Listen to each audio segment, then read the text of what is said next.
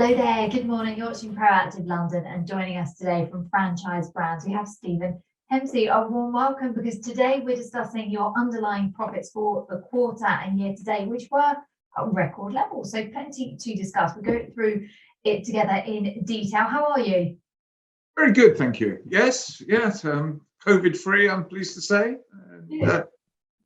So I did notice, so Metro Rod performed very strongly in the quarter, with system sales up some 32% year on year. What do you think have been the key drivers then of this rate of growth, would you say, Stephen?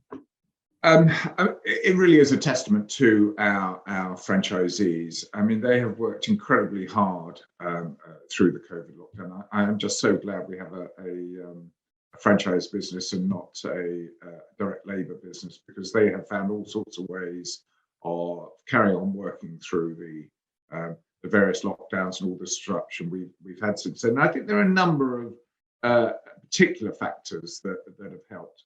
One is they have really driven local sales, which they generate from the local office rather than the national accounts. It's now 42% of the business, which has grown significantly over the last year or so, particularly over the lockdown period. And the benefit of that is that they can establish the relationship with the local customers and respond very directly to their needs, rather than it coming through, for example, a facilities management company coming from the customer to the facilities management company to us and then out to the franchisee.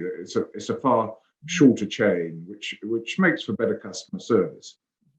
Another thing they've done is they've significantly invested in their business. So quite amazing, in this tight labour market, we have now 50 more engineers in the system than we had this time last year. And again, that drives our capacity. They've also invested in tankers. And again, a stat on that, from April 18, when we had 24 tankers, we now have 55. It makes us one of the largest tanker fleets now in the country, which again is great for customer service, because we don't have to hand off any of the work now.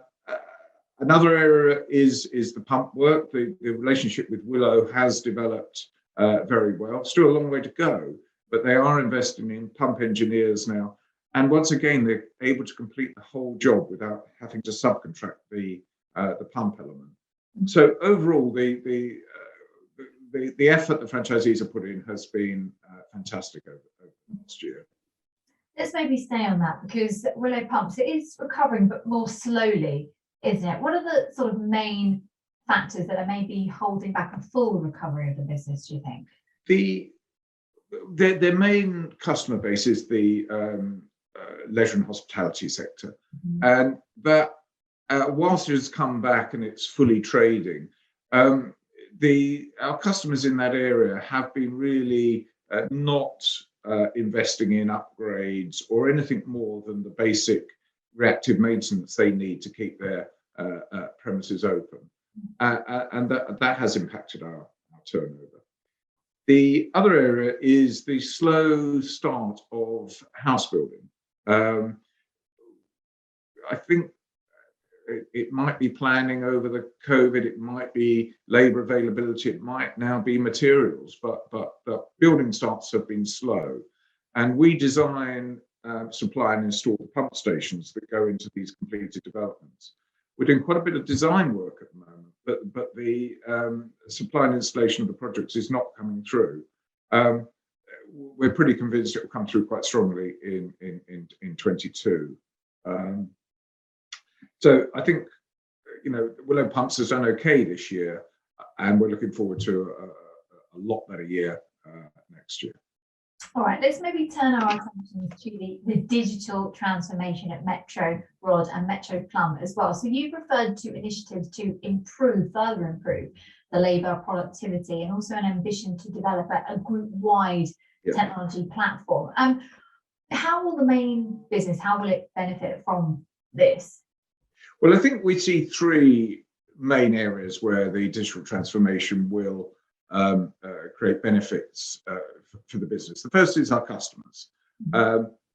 As I explained earlier, some of our customers have quite a long supply or communication chain to get from the the customer that has a problem to the drainage engineer visiting, we can use digital technology to make that a lot faster. So and the other thing those customers want is also they want a lot of information on the update on the job, because again, their communication chains are long. So digitizing that will be hugely helpful.